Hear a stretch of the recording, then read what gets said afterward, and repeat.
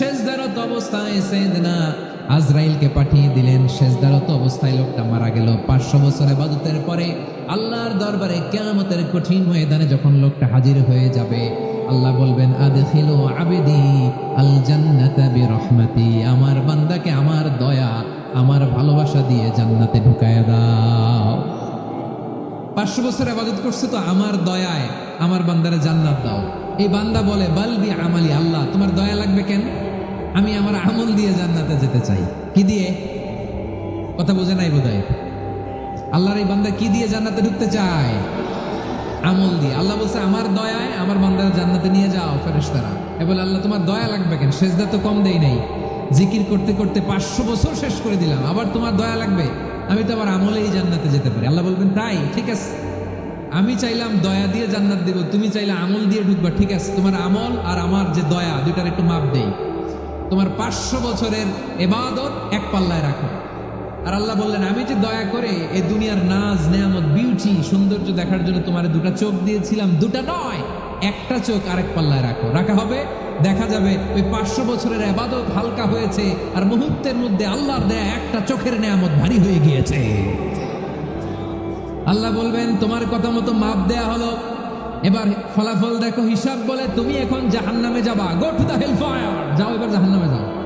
মাপ জোখে যখন আসছো আমার সাথে হিসাব ক্যালকুলেশন, যাও তুমি এবার জাহান্নামে যাবা। এবার লোকটা কাচুমাচু করে বলে, আল্লাহ আমি বুঝি নাই, আল্লাহ আমি বুঝতে পারি নাই, খেয়াল করি নাই, তুমি আমারে ক্ষমা করো, তুমি আমারে মাফ করো। ও আল্লাহ, এবার আমি টের পেয়েছি, এবার আমি বুঝতে পেরেছি, তোমার দয়া ছাড়া দুনিয়ায় কেউ জান্নাতে যেতে পারবে না, কেউ পারবে না। আল্লাহ বললেন, ওরে গোলাম, তুই তো কিছুই ছিলি না, অস্তিত্বহীনতা থেকে তোরে অস্তিত্বে আনলো কে? ওই ছোট্ট শুক্রাণু থেকে মায়ের পেটে 9 মাস ধরে খাবার দিয়েছে কে? আবার সুস্থতার সাথে দুনিয়ার বুকে তোরে ডেলিভারির ব্যবস্থা করে দিল কে? আবার তোর মায়ের বুকের ভেতরে 2টা খাবারের লাইনের ব্যবস্থা করে দিল কে? আবার তোকে শৈশব পেরিয়ে কৈশোর পেরিয়ে তারুণ্য, তারপরে যৌবন, এগুলো দান করলো কে? তার চেয়ে বড় কথা, পাহাড়ের মাঝখানে, সাগরের মাঝখানে 500 বছর ইবাদত করার শক্তি তোর গায়ে দিয়েছে কে? এই সাগরের মধ্যে লোনা পানি, লবণের পানি মুখে দেয়া যায় না, সেখান থেকে আমি পাহাড়ের ভেতর থেকে মিঠা পানির ব্যবস্থা করে দিলাম। ওই জায়গায় তোরে রিজিকের বন্দোবস্ত করলো কে? সকাল বিকাল 2 বেলা টসটসে ডালিম খাওয়ার ব্যবস্থা করে দিল কে? তোর আবদার ছিল, আল্লাহ আপনি আমার সেজদারত অবস্থায় রুহু কবজ করবেন, তোর শেষ আবদারটাও পূরণ করেছে কে? ও গোলাম, আমার রহমতের তুলনায়, আমার নেয়ামতের তুলনায় তোর 500 বছরের ইবাদতের কোনো ওজনই হবে না। গোটা বিশ্বের কেউ কোনোদিন আমার জান্নাতে ঢুকতে পারবে না, আমি আল্লাহর দয়া ছাড়া। হুয়ার রহমানুর রহিম, তিনি দয়াময়, তিনি মেহেরবান। জিবরাইল আলাইহিস সালাম বিশ্বনবীর এই লম্বা হাদিসটা যখন শোনালেন, আমি যা যা বলছি এটা বিশাল এক হাদিসের অনুবাদ। বললেন, ইয়া মুহাম্মদ, এই দুনিয়ার সবটাই চলে আল্লাহর রহমত দিয়ে। হাদিসের শেষ কথা, সব চলে আল্লাহর কি দিয়ে? তখন বিশ্বনবী সাহাবাদের বললেন, ও সাহাবারা শোনো, আল্লাহর জান্নাতে কেউ কোনোদিন প্রবেশ করতে পারবে না তার রহমত ছাড়া। সাহাবারা বললেন, ইয়া রাসূলুল্লাহ, আপনিও না, আপনিও কি আল্লাহর রহমত ছাড়া প্রবেশ করতে পারবেন না? বিশ্বনবী বললেন, না আমিও না, আমি বিশ্বনবীও আল্লাহর জান্নাতে আল্লাহর রহমত ছাড়া ঢুকতে পারবে না। তবে কিয়ামতের দিন আল্লাহর রহমত আমার চারদিকে বেষ্টনী দিয়ে থাকবে। আল্লাহ নিজের পরিচয় দিয়ে বললেন, আলিমুল গায়বি ওয়াশ শাহাদাতি হুয়ার রহমানুর রহিম, আমি হলাম রহমান, আমি রহিম। আল্লাহরে চিনছেন? ওবারখালীর ভাইয়ের, আপনার রবকে চিনতে পারতেছেন? তিনি দয়ার সাগর, তিনি মায়ার সাগর। তার দয়ার সাগর যে কত বড় আপনার কল্পনাতেও নাই। এজন্য আপনার পাপ যত বড় হোক, অন্যায় যত বড় হোক, অপরাধ যত বড় হোক, আপনার জুলুম যত বড় হোক, আল্লাহর রহমান নামের দরিয়া তার চাইতেও বড়। আল্লাহ বলেন, কুলিয়া ইবাদিয়াল্লাযীনা আসরাফু আলা আনফুসিহিম লা তাকনাতু মির রাহমাতিল্লাহ ইন্নাল্লাহা ইয়াগফিরুয যুনুবা জামিআ ইন্নাহু হুয়াল গফুরুর রহিম। ও আমার গুনাহগার বান্দারা শোনো, জুলুম করেছো, ভুল করেছো, অন্যায় করেছো, আল্লাহর রহমত থেকে নিরাশ হয়ো না। আমরা বিশ্বাসীরা কশিন কালে আল্লাহর রহমত থেকে নিরাশ হব না, ঠিক কিনা বলেন? আল্লাহর রহমত থেকে নিরাশ হবেন? ভুল করে ফেলছেন, আরে ভুল তো সবাই করে, পাপ হয়েছে, আরে পাপ তো সবার আছে, আমরা সবাই পাপী, সবাই পাপী। যত পাপ হোক, ভুল হোক, অন্যায় হোক, অনুতপ্ত হয়ে তওবা করে অজু করে জায়নামাজটা বিছিয়ে সেজদা দিয়ে চোখের পানি ছাড়েন। চোখের বেয়ে পড়া পানি আল্লাহর কাছে যে কত প্রিয়, অনুতপ্ত বান্দার চোখের পানির ফোঁটা, তার চোখ পারবো না আমরা? কি বলে, পারা যাবে না? আচ্ছা, আমরা না হয় পারলাম না, জিন জাতি যদি আমাদের সাথে জয়েন করে, ম্যানকাইন্ডের সাথে জিনকাইন্ড, ইফ দে জয়েন আস, সবাই মিলে একটা গণ অভ্যুত্থান, রেভলিউশন, ডেমনস্ট্রেশন, প্রোটেস্ট, সবাই মিলে যদি একটা অভ্যুত্থান করি, তাইলেই তো আল্লাহর ক্ষমতা শেষ। আওয়াজ করে বলেন, তাইলেই কি আল্লাহর ক্ষমতা শেষ হবে? এই যে বারোয়াখালীর ভাইয়েরা, এদিকে কি হচ্ছে আমি তো দেখতে পাচ্ছি, এরকম হলো কেন? তোমরা খালি বোতল ছুড়লা কেন দু একজনের উপরে? হ্যাঁ, আমার দিকে তাকাও। প্রিয় ভাইয়েরা, শান্ত হন, আমার দিকে তাকান, আর অল্প কয়েক মিনিট আমার দিকে তাকান। কেউ কিছু ছুঁড়ে মারবেন না কারো দিকে, মেহরবানি করে আমার দিকে তাকান। তাহলে আমরা সবাই মিলে একটা গণ অভ্যুত্থান যদি করি, আল্লাহর ক্ষমতা থেকে নামানো যাবে। আল্লাহ বলেন না, আমি হলাম আল মালিক, আসল ক্ষমতার মালিক, the king of kings, the owner of ultimate power, the owner of ultimate authority, the owner of ultimate sovereignty. নিরঙ্কুশ একচ্ছত্র ক্ষমতার মালিক হচ্ছি আমি আল্লাহ। আল্লাহ তাআলা সূরা মুলকের শুরুতে বলছেন, তাবারাকাল্লাযী বিয়াদিহিল মুলকু ওয়া হুয়া আলা কুল্লি শাইইন কাদির। মহিমান্বিত সত্তা, যার হাতে ক্ষমতা, তিনি যা চান তাই করতে পারেন। আওয়াজ করে বলেন তো তিনি কে? আবার আল্লাহ বলেন, কুলিল্লাহুম্মা মালিকাল মুলকি তুতিল মুলকা মান তাশাউ ওয়া তানজিউল মুলকা মিম্মান তাশাউ ওয়া তুইজ্জু মান তাশাউ ওয়া তুযিল্লু মান তাশাউ বিয়াদিকাল খায়র ইন্নাকা আলা কুল্লি শাইইন কাদির। আল্লাহু আকবার। এ নবী, আপনি বলুন, আল্লাহুম্মা মালিকাল মুলক, আল্লাহ আপনি ক্ষমতার মালিক, তুতিল মুলকা মান তাশা, যাকে চান তারে ক্ষমতার চেয়ারে বসান, ওয়া তানজিউল মুলকা মিম্মান তাশা, যাকে চান তাকে ক্ষমতার চেয়ার থেকে ছুঁড়ে ফেলে দেন। তিনি কে? ক্ষমতার চেয়ারে বসায় কে? আবার মনে চাইলে আস্থা করে ছুঁড়ে নিক্ষেপ করেন, তিনি কে? আবার আল্লাহ বললেন, ওয়ালাম ইয়াকুল্লাহু শারীকুন ফিল মুলকি, আমার ক্ষমতায় কোনো শরীক নাই, কোনো জোট নাই, কোনো পার্টনার নাই, কোনো অংশীদার নাই। আবার আমি চলে গেলে আমার ক্ষমতার দাবিদারও কেউ নাই। আল্লাহু আকবার। এই দুনিয়াতে রাজা মারা গেলে পরে রাজা কে হয়? রাজার ছেলে রাজা, ঠিক কিনা বলেন? আল্লাহ চলে গেলে আরেকজন বসবে নাকি? এরকম না, তার ক্ষমতার সাথে দুনিয়ার ক্ষমতার কোনো মিলই নাই। এজন্য তিনি তার নাম দিয়েছেন আল মালিক। আল মালিক, the owner of power, the owner of ultimate power and sovereignty, the king of kings, সব রাজার বড় রাজা, মহারাজা আল মালিক, তিনি হচ্ছেন আল্লাহ। চিৎকার করে বলেন ঠিক কিনা? তিনি আসল ক্ষমতার অধিকারী। দুনিয়াতে যে আমরা ক্ষমতা নিয়ে কামড়াকামড়ি করি, মারামারি করি, কিয়ামতের দিন আল্লাহ জিজ্ঞেস করবেন, কই তোদের ক্ষমতা আজকে বল। কিয়ামতের সময় সব মানুষগুলো যখন ইন্তেকাল করবে, সব জিনেরা যখন ইন্তেকাল করবে, সব ফেরেশতারা যখন ইন্তেকাল করবে, বাকি থাকবে মালাকুল মাউত। মালাকুল মাউত এসে বলবে, আল্লাহ আপনার কথা মতো সবাই শেষ, মানুষগুলো নাই, জিনগুলো নাই, আমার সতীর্থ ফেরেশতাগুলো নাই, মহাবিশ্বে আর কেউ নাই। আল্লাহ বলে, এখন কে আছে? মালাকুল মাউত বলবে, আল্লাহ তুমি আছো আর আমি। তুমি তো আল হাইয়্যু আল কাইয়্যুম, অবিনশ্বর, শাশ্বত, চিরঞ্জীব, কোনোদিন মরবা না, তুমি আছো আর তোমার গোলাম আমি আছি আজরাইল। মহাবিশ্বে কয়জন আছে মাত্র? জোরে বলেন। এক হচ্ছেন আর হচ্ছে মালাকুল মাউত। আল্লাহ তুমি আছো আমি আছি। আল্লাহ বলবে, ঠিক আছে, এবার তোমার মরণের পালা, মুত ইয়া মালাকুল মাউত, হে মৃত্যুর ফেরেশতা তুমি মরো। মালাকুল মাউত আল্লাহর আদেশ বাস্তবায়ন করতে যে বিকট একটা চিৎকার দিয়ে মৃত্যুবরণ করবে। ওই চিৎকার দুনিয়ার মানুষেরা, চিৎকারের আওয়াজ যদি দুনিয়ার মানুষেরা শুনতে পেত, দুনিয়ার মানুষের প্রত্যেকের কানের পর্দা ফেটে মুহূর্তের মধ্যে সব লাশ হয়ে জমিনে পড়ে রইত। ভয়ঙ্কর চিৎকার দিয়ে মালাকুল মাউত বিদায় নেবে, কেউ নাই। এবার বলেন তো, মহাবিশ্বে মহাশূন্য কেউ নাই, উপরে নিচে সামনে পেছনে ডানে বায়ে কোন সত্তা, কোন জীবিত সত্তার আছে? একজন ছাড়া, তিনি কে? কুল্লু মান আলাইহা ফানি ওয়া ইয়াবকা ওয়াজহু রাব্বিকা যুল জালালি ওয়াল ইকরাম। পড়েন, ফাবিআইয়ি আলাই রাব্বিকুমা তুকাযযিবান। কেউ থাকবে না একজন ছাড়া, একজন ছাড়া। এই ড্রোন দেখে হাত নাড়ালে হবে?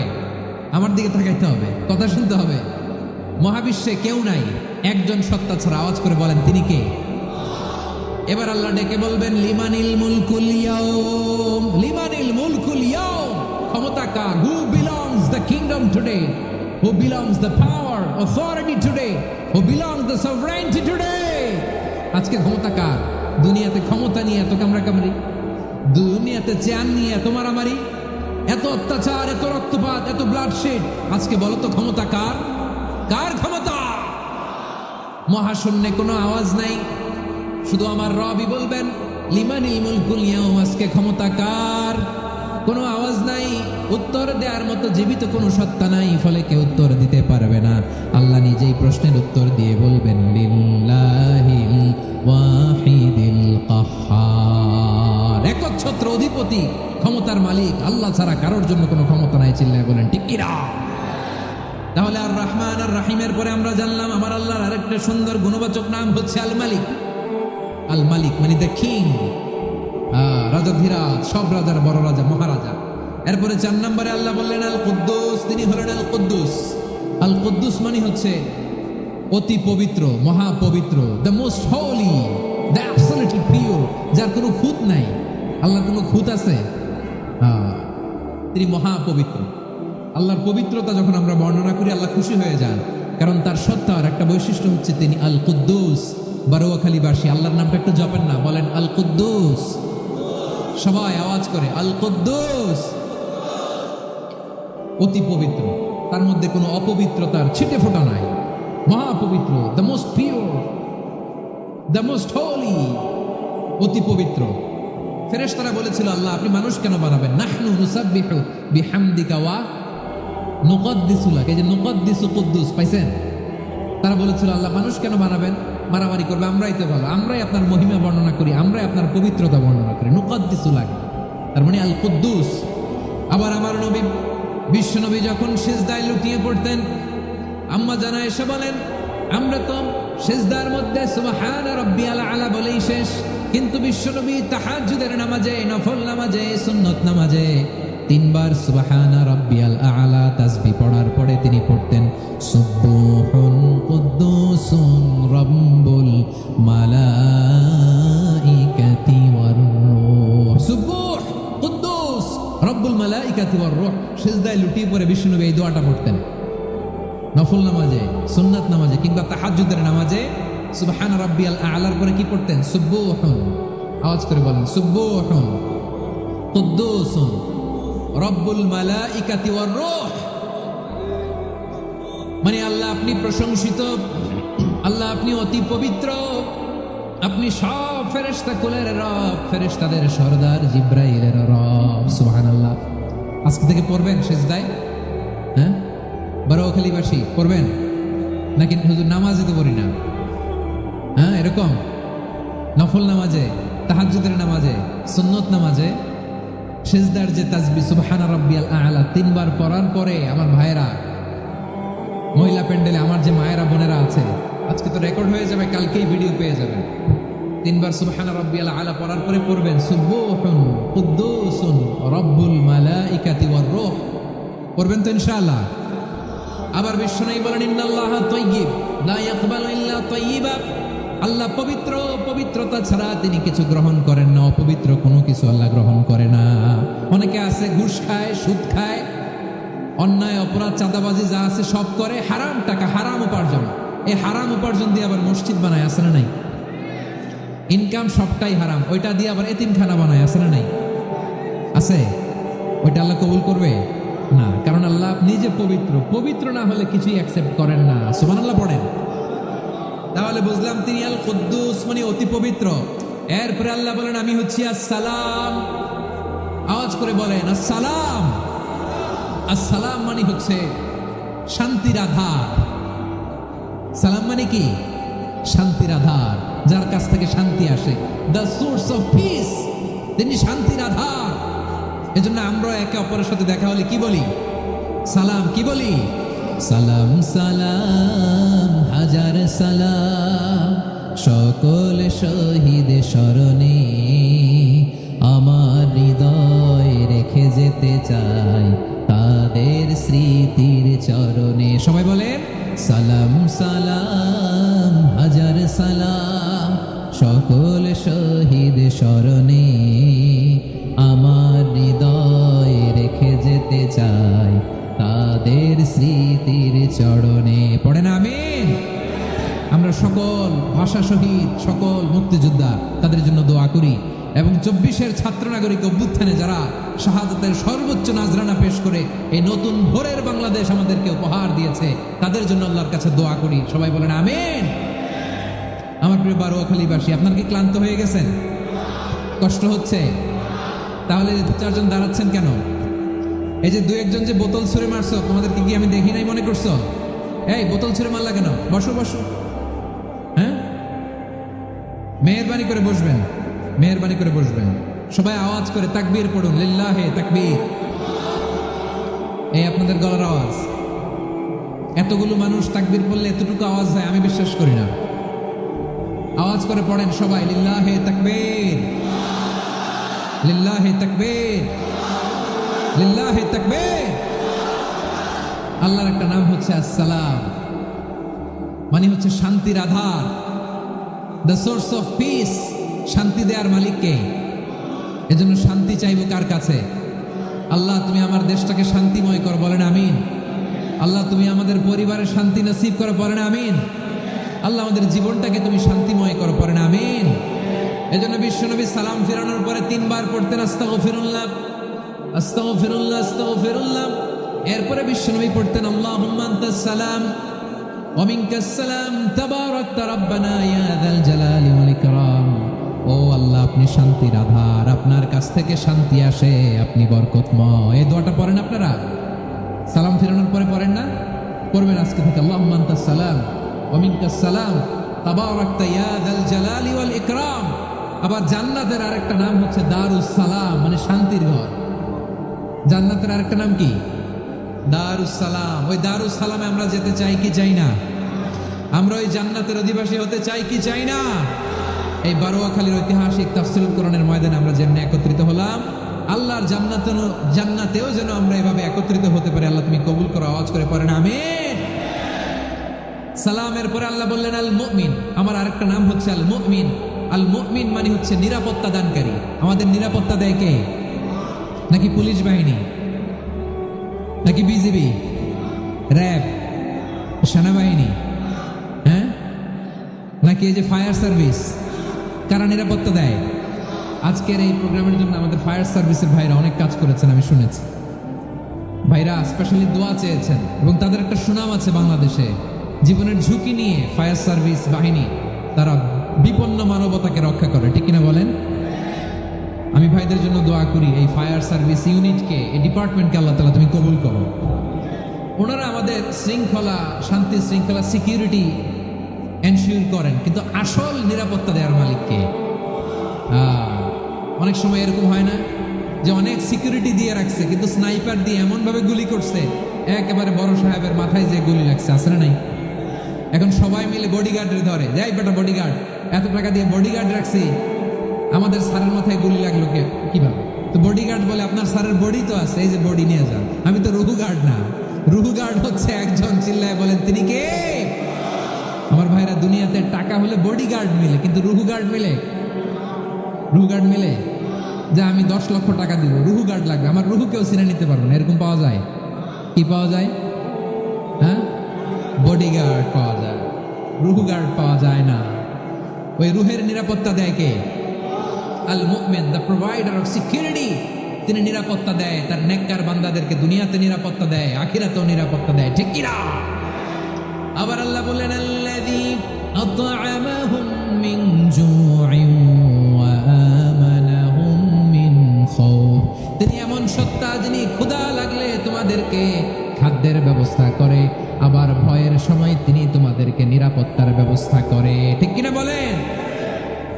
দিও তৃষ্ণা পেলে ঠান্ডা পানি, ক্ষুধা পেলে লবণ ভাত, আল্লাহ এই গরিবের শোনো শোনো মোনাজাত, আল্লাহ এই গরিবের শোনো শোনো মোনাজাত, আল্লাহ এই গরিবের। দিও তৃষ্ণা পেলে ঠান্ডা পানি, ক্ষুধা পেলে লবণ ভাত, আল্লাহ এই গরিবের। পড়ে না আমিন?